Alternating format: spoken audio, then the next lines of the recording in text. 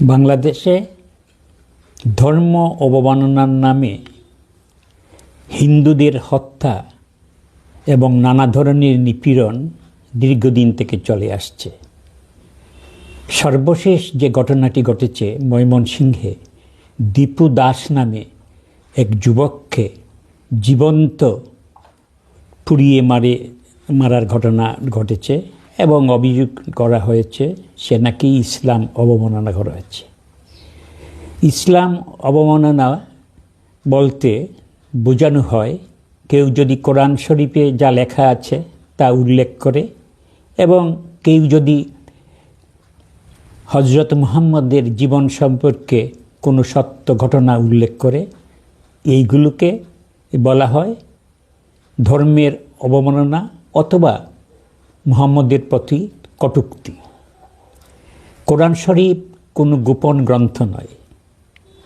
এখন এটা পৃথিবীর বিভিন্ন ভাষায় অনুদিত হয়েছে, যে কেউ এটা পড়তে পারেন।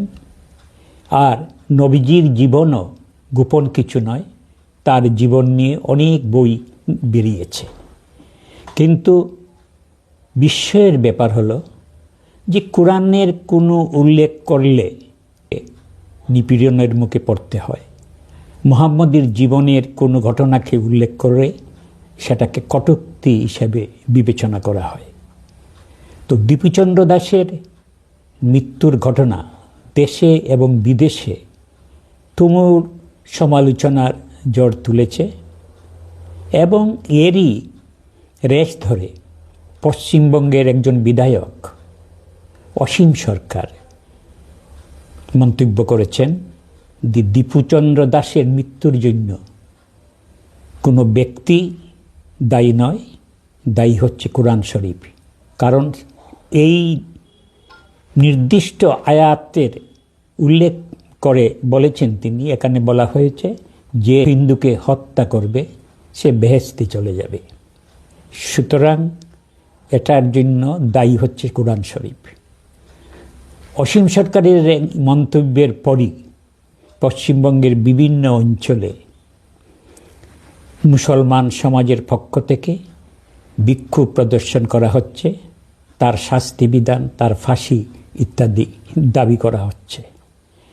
সুতরাং এই বিষয়টি সকলেরই খুব গুরুত্ব সহকারে ভেবে দেখা দরকার। ধর্ম অবমাননার নামে পাকিস্তানে অথবা বাংলাদেশে যা ঘটছে ভারতেও কি তা ঘটবে? এখানে কি কোনো সত্য কথা বলা যাবে না? 70-80 দশকে কোরআন শরীফের বিভিন্ন হিংসাশ্রয়ী নির্দেশের বিরুদ্ধে কলকাতা হাইকোর্টে একটা মামলা দায়ের হয়েছিল। বিষয়টি খুব সংবেদনশীল, এই জন্য বিচারপতিরা শুনানি নিতে অস্বীকৃতি জানান, কিন্তু অভিযোগ এখনও অমীমাংসিত।